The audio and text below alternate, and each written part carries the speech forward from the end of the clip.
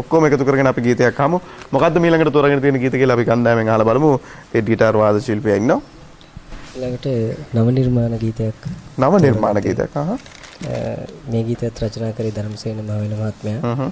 අපේ ඕගන්වාද ශිල්පියා තමයි සංගීතවත් කළේ. මොකක්ද මේ ගීතේ මොනවා ගැනද කියවෙන්නේ? මේ ගීතෙන් කියවෙන්නේ දැන් ආදරයක් පිළිබඳව කියවෙන්නේ දෙන්නෙක්ගේ. ගෑනු ළමයා දෙමළ. පිරිමි ළමයා සිංහල. ඉතින් අර තල්ලරණයි පොල්ලරණයි ගැන තමයි මේ ගීතේ කියන්නේ. තල්ලරණයි පොල්ලරණයි ගැන කියන්නේ. අර මට මතක් වෙනවා නන්දා මාල්ලී කිදුරුවේගේ විලාපයේ ගීතයක තුර ලිව්වා ගායනා කරා ගීතයක් සුනිලා අර මේ රචකයන් මට මතක නැහැ හරියටම. ඒකේ තියෙනවා මේ තල් කොළයයි පොල් කොළයයි එකට තියාලා වියනක් මේ වියමු කියලා වෙල ඒකේ කොයිතරම් අපූර්වත්වයක් තියෙනවද කියලා. අපි තල් කොළයයි පොල් කොළයයි කෙසේ වෙතත් මේ තල්ලරණයි පොල්ලරණයි කියන එක කොහොමද කියලා බලමු. මේ ගීතේ ගායන හොඳ තේමාවක්. අපි අහලා බලමු.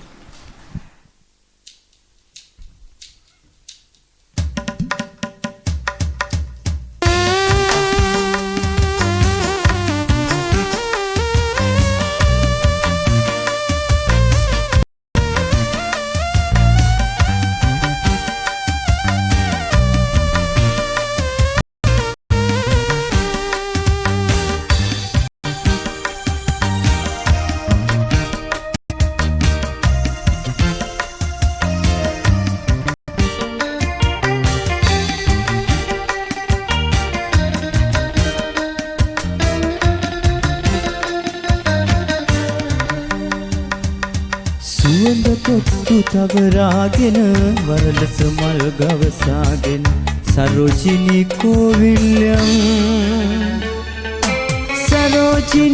කෝවිල්යන් ඉස්සර වාගේ සරෝජිනී කෝවිල්යන් ඉස්සර වාගේ සුවඳ පොට්ටු තවරාගෙන වරලස මල් ගවසාගෙන සරෝජිනී කෝවිල්යන්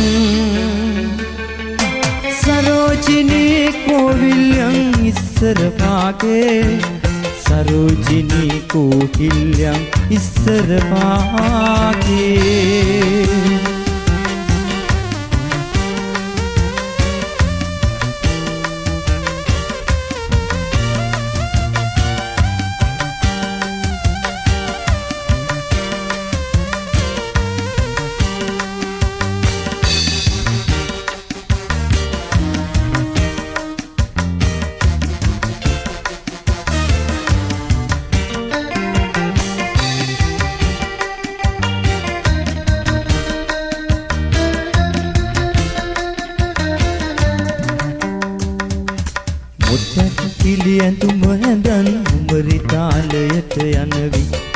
එදල්ලේ සුමුදු ගතිය ඔබෙන් දැනෙනවා දැතිහි බංගලි තාලෙට සිලින් සිලින් අත දෙනකොට අලුත් ගීයකට තාලය එයින් මැවෙනවා සුවඳ පොට්ටු තවරාගෙන වරලස මල් ගවසාගෙන සරෝජිනී කෝවිල්යන් සරෝජිනී කෝවිල්යන් ඉස්සර වාගේ සරෝජිනී කෝවිල්යන් ඉස්සර වාගේ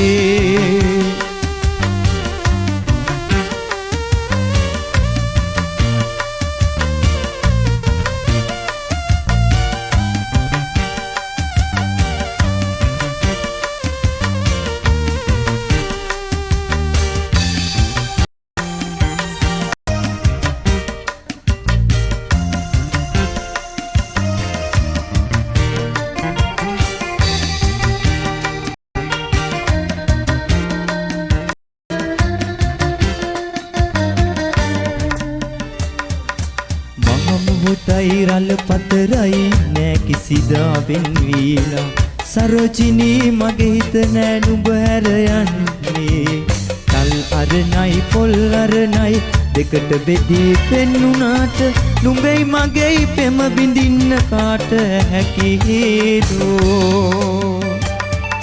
සුවඳ පොට්ටු තවරාගෙන වරලස මල් ගවසාගෙන සරෝජිනී කෝවිල්යන් සරෝජිනී කෝවිල්යන් ඉස්සර වාගේ සරෝජිනී කෝවිල්යන් ඉස්සර වාගේ සුවඳ පොට්ටු තවරාගෙන වරලස මල් ගවසාගෙන සරෝජිනී කෝවිල්යන් සරෝජිනී කෝවිල්යන් ඉස්සර වාගේ සරෝජිනී කෝවිල්යන් ඉස්සර වාගේ